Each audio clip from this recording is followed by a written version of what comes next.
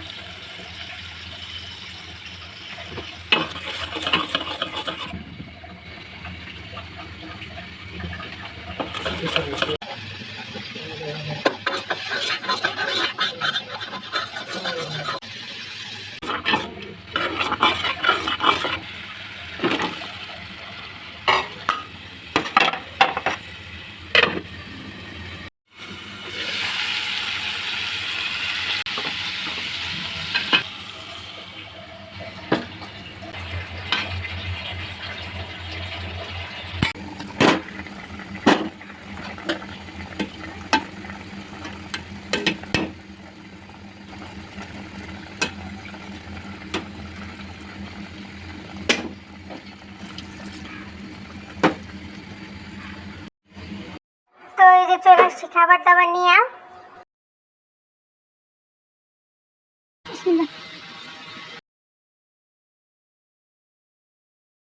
তো এই যে খাইতে বসছি বেগুন ভাজা, আমার কাছে অনেক ভালো লাগে শুকনো মরিচ দিয়ে বেগুন ভাজা। তো কারা কারা বেগুন ভাজা আর শুকনো মরিচ দিয়ে পছন্দ করো কমেন্ট করো। কমেন্ট করলেও কোনো লাভ নেই, কারণ আমি কেউ দিতে পারবো না, যার যার বাসায় রান্না করে খাইতে হইব। তো মরিচগুলো একদমই জাল না, একদমই জাল না, একটু ফোটাও জাল লাগে না। বুঝলাম না, এত বড় বড় মরিচ আছে, ঠাসা ঠাসা মরিচ, একেবারে মনে হইতেছে একেবারে মরিচ অহংকার, একেবারে টলমলো, জালের গোষ্ঠীও নেই। তো এটা যে ইলিশ মাছের ঝোল, তো ইলিশ মাছের ঝোল আমার কাছে অনেক ভালো লাগে। বিশেষ করে ইলিশ মাছ রান্না করলে টুকরা মুকরা খাই আমার কোনো লাভ হয় না, আমার খাইতে হয় মাথা মাথা, এরকম মাথা খাইতে হয় আমার, টুকরা টুকরা খাই আসলে কোনো লাভ নাই। এই দেখো কাটার কোনো অভাব নাই রে। যাই হোক, ইলিশ মাছটা অনেক ভালো হয়েছে। আর ইলিশ মাছের ঝোল আসলে যেরকমই হোক সেরকমই মজা লাগে, মানে ইলিশ মাছই ভালো হইলে ইলিশ মাছ, খারাপ হইলে ইলিশ মাছ, মানে একটা রাজ্য জয় করে একটা ব্যাপার সেবার আছে ইলিশ মাছের মধ্যে। তো যেরকমই হোক আপনার ইলিশ মাছের ঝোল ভালো লাগবেই, অনেক মজা হয়েছে ঝোলটা। তাতে পেঁচাল না পেরে বাকি খাওয়াটা শেষ করি।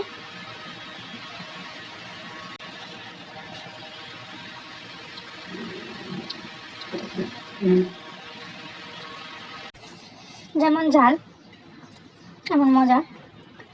তো এই যে আম্মুর সকালের নাস্তা, আম্মু তো ঘুরেও ভাত খাবো না, যেটাই হোক হয় রুটি পরোটা নাহলে পাউরুটি চা, আর চা তো আছেই, চা না খাইলে হয় না। মানে চা পাতার শহরে থাকা উচিত ছিল আমগো, বিশেষ করে আমার এনে রাখা উচিত ছিল, তোমার সিলেটে নিয়ে থেকে দরকার। তো এই হচ্ছে নাস্তা, আমার নাস্তাটা একটু আলাদা। তুমি যদি একবার ইলিশ মাছ দিয়া বেগুন ভাজা দিয়া খাইতা, তুমি তো জীবনে ওখানে পাউরুটি আর চা খাইতা না। চা পাউরুটি মজা। তো আমাদের নাস্তা পরোটা রুটি অথবা পাউরুটি চা, পরোটা রুটি চা, ডিম ভাজা, আলু ভাজি, এগুলাই হয়। তো আজকে একটু অন্যরকম করলাম, আজকে সকালবেলা একটু ভাত নাস্তা করলাম, কারণ অনেকদিন ধরে ভাত খাই না।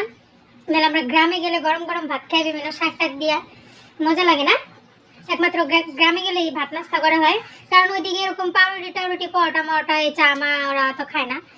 তো আজকে মন ছিল যে করি বেগুন ভাজা দিয়ে গরম গরম ভাত খাই, তো সাথে ইলিশ মাছের ঝোল। আর এইদিকে হচ্ছে ঢাকাইয়া নাস্তা আমার। তো এই নাস্তা টাস্তা করে মাঝখানে আসলে হঠাৎ করে একটা দুঃসংবাদ পাইলাম আমাদের গ্রাম থেকে। সেটা হচ্ছে যে আমার এক আত্মীয় মামা হয় সম্পর্কে গ্রামের, তো উনি মারা গেছে। তো উনি অনেকদিন যাবতে অসুস্থ ছিল, হসপিটালাইজড ছিল, তো মারা গেছে। তো আব্বু আর কি গ্রামে ফোন দিতেছে, শুনে সাথে সাথে সব জিজ্ঞেস টিজ্ঞেস করতেছে। তো আমরা তো শহরে আর এটা হচ্ছে গ্রামে, সো হুট করে কোনো খারাপ সংবাদ পেলে আসলে হুঁশ থাকে না। সো দোয়া করি আল্লাহ ওনারা মাফ করুক, জান্নাতুল ফেরদৌস আল্লাহ নসিব করুক। সো আপনারাও সবাই ওনার জন্য দোয়া করবেন, আল্লাহ যেন ওনারা মাফ করে দেয়। তো আজকের মতো এখান থেকে বিদায় নিতেছি, সবাই ভালো থাকবেন, সুস্থ থাকবেন, নিরাপদে থাকবেন, আল্লাহ হাফেজ। কোন সময় আপনি জান নাই হলো? ও